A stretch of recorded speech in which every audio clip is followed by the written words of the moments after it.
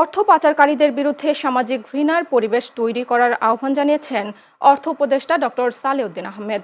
আজ রাজধানীর শিল্পকলা একাডেমিতে দুদকের উদ্যোগে আন্তর্জাতিক দুর্নীতি বিরোধী দিবস উপলক্ষে আয়োজিত আলোচনা সভায় তিনি এই আহ্বান জানান।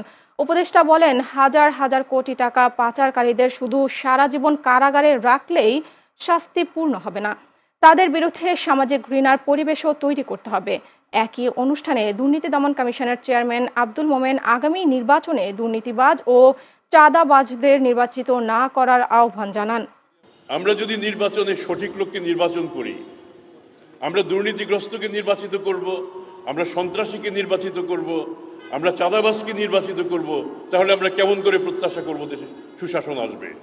এই দায়টা জনগণের, যে আমরা সঠিক লোককে নির্বাচন করব, যারা দুর্নীতিবাজ নন, যারা সন্ত্রাসী নন, যারা চাঁদাবাজ নন, যারা কল্যাণের কথা বলেন, যারা জনগণের জন্য কাজ করেন, তারা যদি ক্ষমতায় আসেন, আমি দলমত নির্বিশেষে বলবো, সত্যিকার অর্থে আপনারা যদি ভালো লোককে নির্বাচিত করেন, তাহলে দেশে ভালো মানুষের শাসন প্রতিষ্ঠা হবে।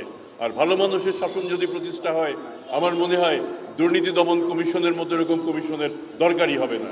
অনেকে আরোপ করে, আমি টকশোতে দেখেছি একবার, দুর্নীতি তো অন্য দেশে হয়, আমেরিকাতে হয়, কোথাও হয় না দুর্নীতি, বাংলাদেশে দুর্নীতি অসুবিধা নেই। মানে যে দুর্নীতি একটা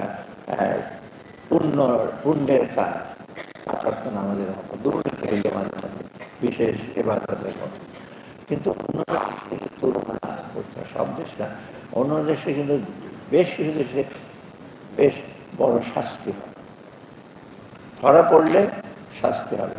আপনি ধরুন না, বাইরে আমেরিকাতে যদি কেউ ক্রেডিট ডিফল্ট করে, সে বাড়ি ভাড়া নিতে পারবে না, পেট্রোল নিতে পারবে না, সে কিছুই পারবে না। আর আমাদের ডিফল্টার ক্রেডিটের টাকা দিলেন, ব্যাংকে টাকা, মহা আনন্দে সব করছে।